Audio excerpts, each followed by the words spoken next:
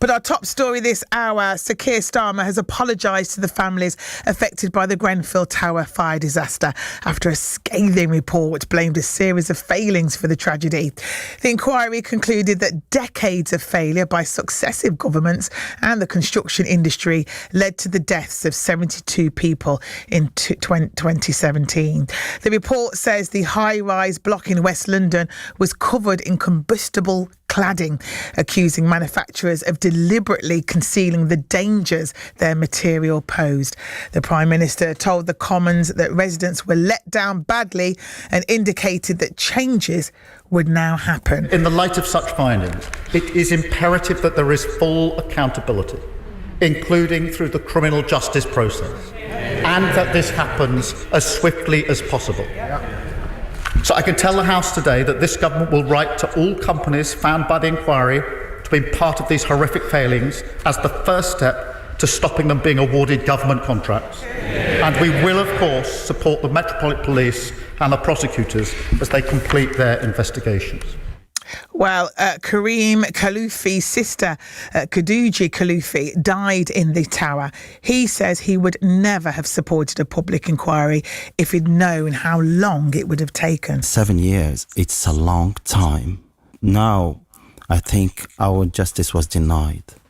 And because no one can bear to wait over 7 years and wait for another 4 or 5 years to get justice.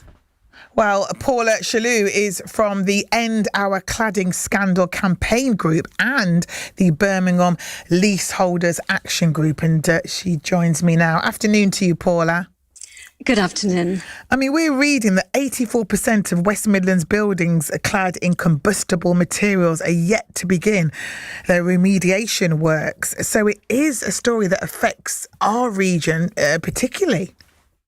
Oh, absolutely.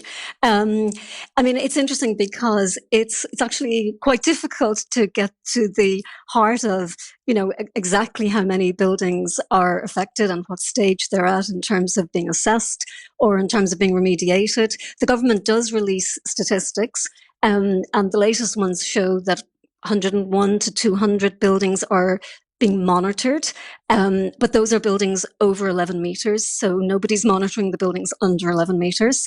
So what we'd actually really like to see is we'd like the situation in the West Midlands to be quantified so that we can see exactly what the scale of the problem is, and that's something that we're pushing for.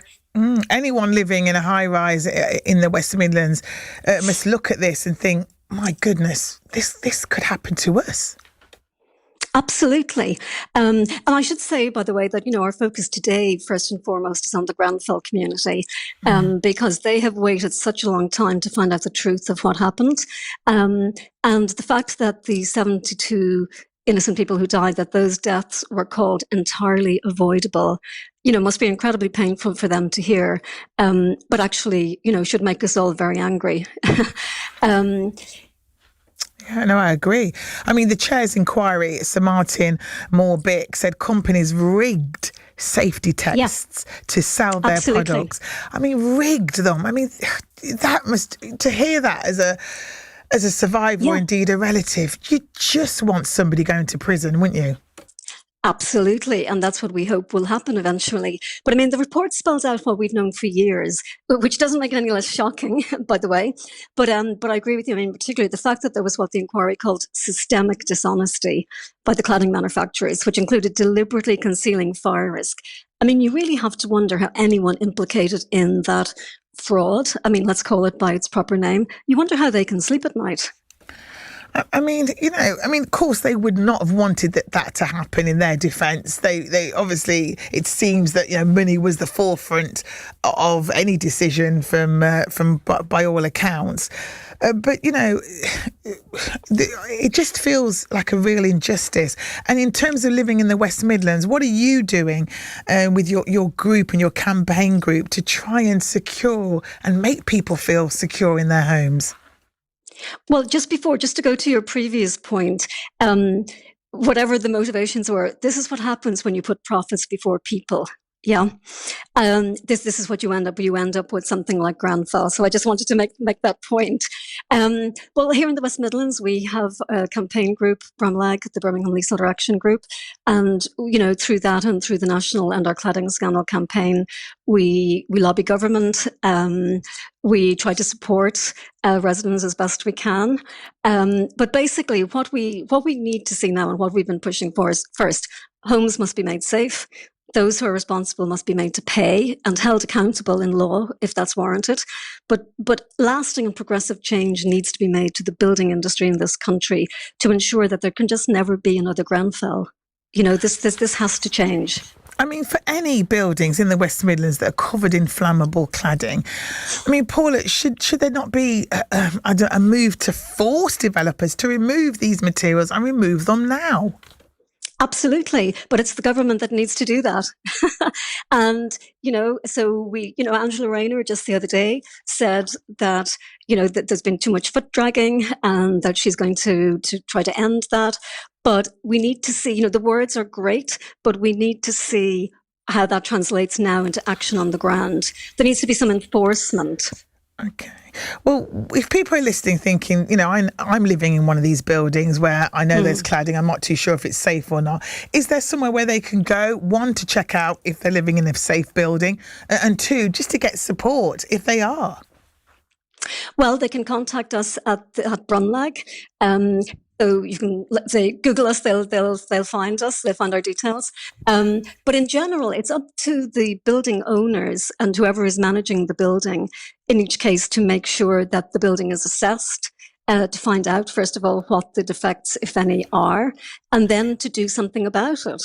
And that's really what needs to happen. And what the residents need to do is they need to get together and make that happen and make their voices heard. Write to your MP, talk to the media, get the word out there, but don't sit back and do nothing. Okay, thank you very much, Paula Chalou from the End Our Cladding Scandal campaign group. Go and search her out if you're looking for more information, and the Birmingham Leaseholders Action Group. And Paula, but just before you go, because of the leaseholder element, people who are living in these flats or in houses or apartments, they're never going to be able to sell them, are they, with this cladding issue still hanging around in the air?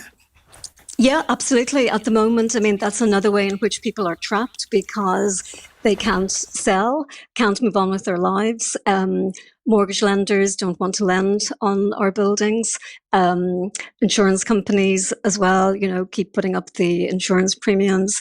So yeah, people are trapped. But as buildings get remediated, that hopefully will alleviate. But all the defects need to be alleviated. It's not just the cladding. That's another important point to make.